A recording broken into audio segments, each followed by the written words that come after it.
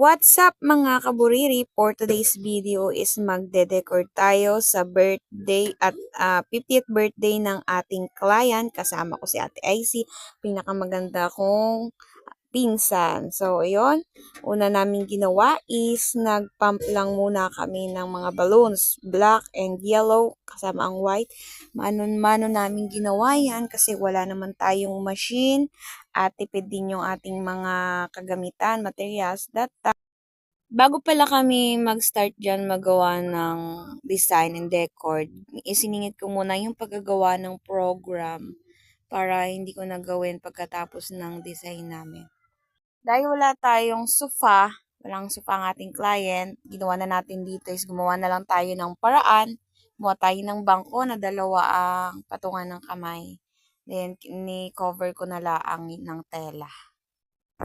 Then, pagkatapos natin doon sa DIY na sofa natin, sunod namin ginawa is yung paggagawa na pag-design doon sa table. Simple design lang kasi tipid tayo doon sa tela at hiniram pa nga po namin yung tela diyan kasi kulang kami ng tela. Kaya, simple design. Then, sunod namin ginawa is yung backdrop. Itong hulihan, ginawa naming unahan kasi yung front nitong barangay hall is maraming nakalagay na mga tambak. Kaya ang ginawa namin is, ginawa ko na lang ng paraan.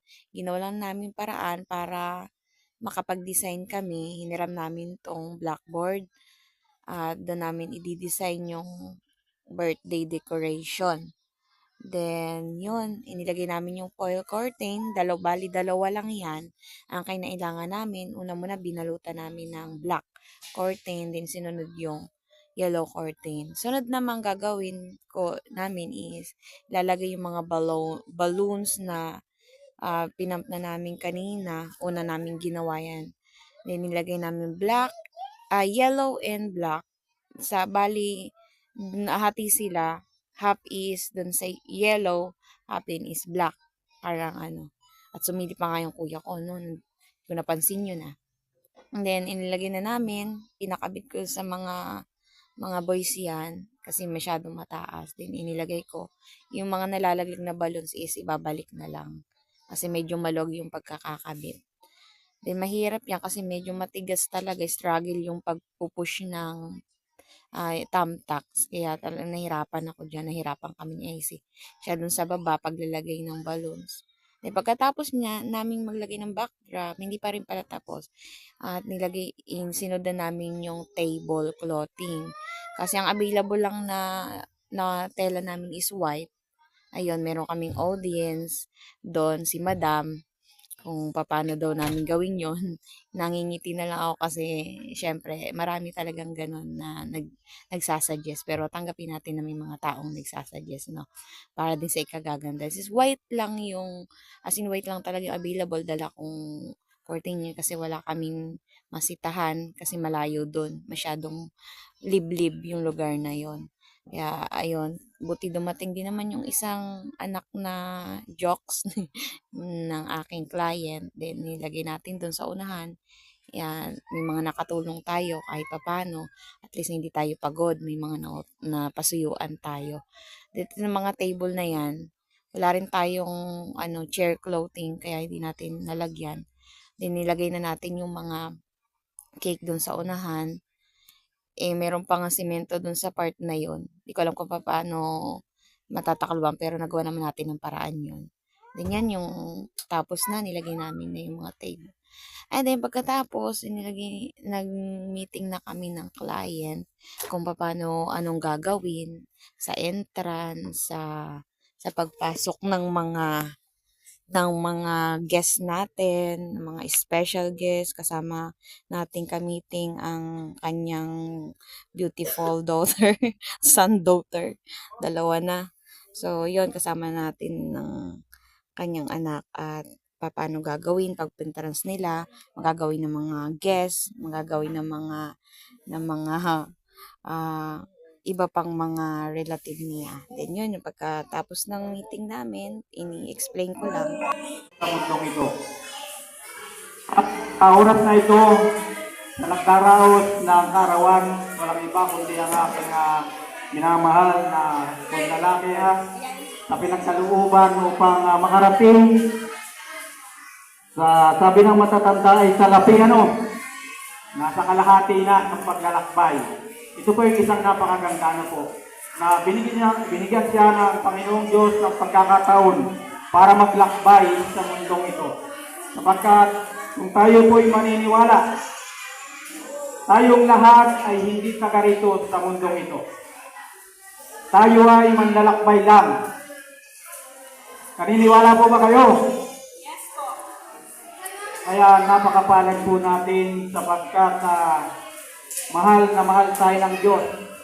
Kung kaya tayo po'y nandito, nagtitipon, nagsasama-sama para sa isang espesyal na gawain at pagdaraos ng karawan.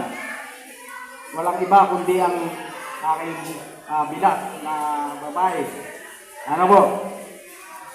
So, mayroon pong sinasabi ang John 3:16 na ang sabi po doon, kayo na lamang ang pag-ibig ng Diyos sa sanlibutan kung kaya binigay niya ang unang buhay na walang hanggan.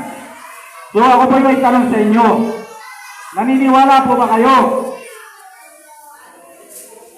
Naniniwala po ba kayo?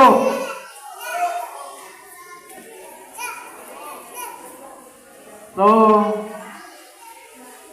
napakapalad po natin. Sapagkat ang pagkakaluwal natin sa mundong ito ay hindi isang aksidente, kundi isang magandang plano ng Diyos na kung bakit tayo narito upang tayo ay ilagay sa pinakamagandang aspeto. Tita po, ano po ang favorite color ni Tita Mary Jane? Wala. Ano ka po niya? Dito po, ano ka po niya? Kaibigan? Kaibigan po. Kaibigan po. Ay mamaya ko po sasabihin niya? Sige po. Kung sino po yung naunang nakapag-hula, yun po yung mananalo. Ano po? Sige po, isa pa po. Bali tatlo. Sino po? Maliban sa pula. Ano po? Dali! Sa baby, pero baby. Dito po sa unahan. Dali, dali. Ayan, sige. Dito po, dito po.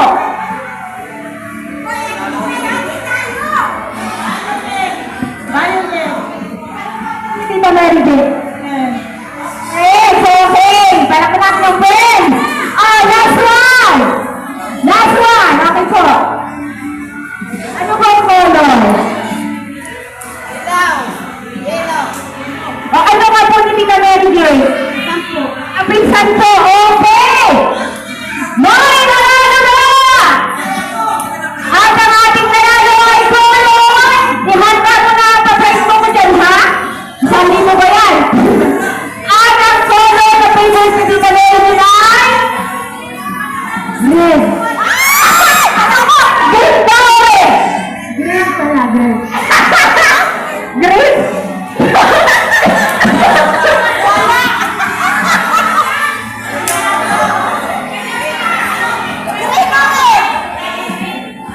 Nagulat din po ako. Akala ko, ano po ulit? Akala ko rin. Wala po, wala. Panalo si Kuya! Nagulat ako sa green. Hindi na kayo sabihin yung green. Wala po talaga. Okay, tama po si Kuya Pen. Color area. Tama na ang 20 pesos. Kala ko talaga po green. Wala pala. Nakalimutan. Okay po. Bakit po? Isa, 1, 2, 3, 4, 5, 6. Ilan yan? Isa pa, 4, 6, 7. Yan. 1, 2, 3, ilan na yan? Sampo yun yung mga.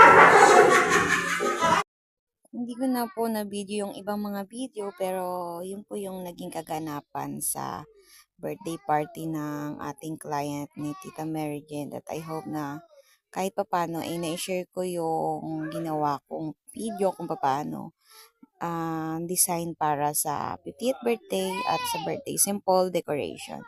Thank you for watching. Bye guys!